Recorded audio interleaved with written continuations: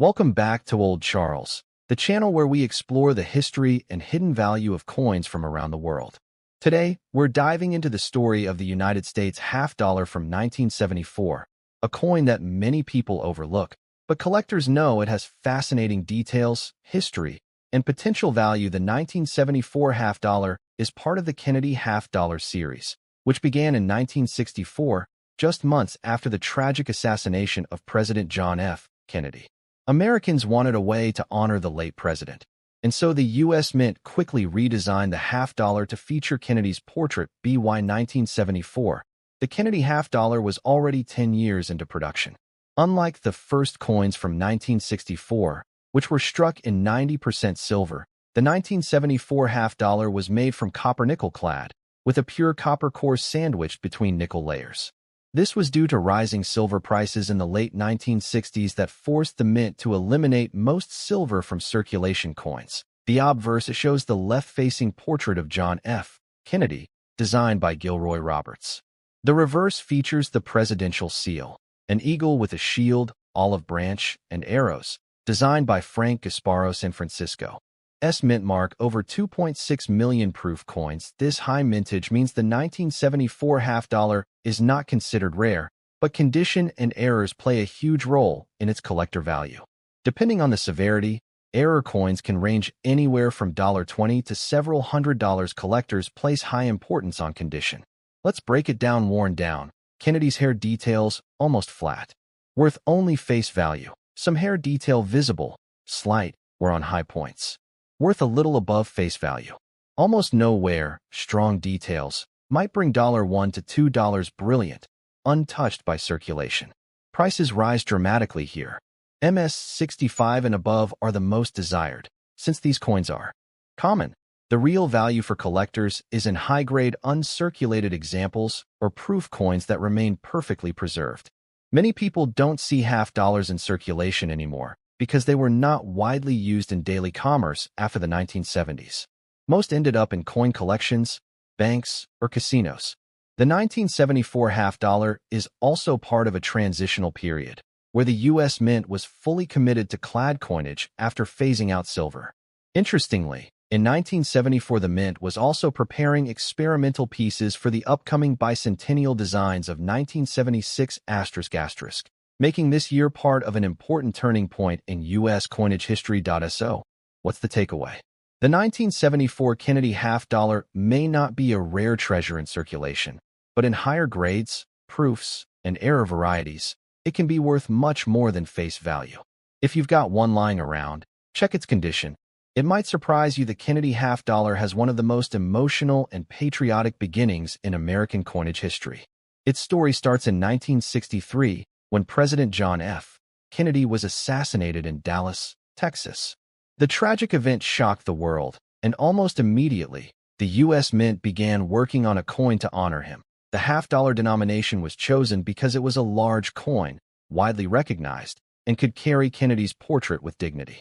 The design was completed in record time, less than 3 months, and the first Kennedy half dollars were released in 1964, struck in 90% silver. However, as silver prices rose in the late 1960s, the U.S. Mint decided to reduce silver content. From 1965 to 1970, Kennedy half dollars were minted with 40% silver, but after 1971, all circulating half dollars were switched to copper nickel clad, a pure copper core sandwiched between nickel layers. By 1974, the Kennedy half dollar was fully established as a clad coin. This was only the 4th year in which the series was produced without any silver content. 1974 was a high production year for half dollars. Over 2.1 million coins were struck in Philadelphia. Nearly 80 million coins were struck in Denver. Over 2.6 million proof coins were made in San Francisco. Despite such large mintages, the half dollar was not commonly used in everyday transactions by the 1970s. Many Americans found it bulky, and vending machines or cash registers were not designed to handle them. As a result, half dollars circulated less and less, with many ending up in banks, casinos, and coin collections instead of wallets. The year 1974 falls into an important transition period in American coinage. The U.S. Mint had completely abandoned silver for circulation coins. The half dollar remained in production, but demand for it was steadily declining. This year is also historically notable because the mint was preparing new designs for the upcoming U.S. bicentennial, 1976, which would feature special reverse designs for the quarter, half dollar, and dollar. So, the 1974 Kennedy half dollar is part of the final regular design years before the patriotic bicentennial coins were introduced. When it comes to coin collecting, condition is everything. Even though the 1974 Kennedy half dollar was produced in the hundreds of millions, its value can increase significantly depending on how well the coin has been preserved. Collectors and grading services use a scale called the Sheldon scale, which runs from 1, poor, all the way up to 70, perfect mint state or proof. These are uncirculated coins, meaning they have never been used in everyday transactions. MS60, MS63 ** show bag marks, scratches, or dull luster, but no wear. Worth about $2 to $5. MS64, MS65 * much more eye appeal with sharp strikes and clean surfaces. These can be worth $10 to $20. MS66 and higher * rare and highly collectible.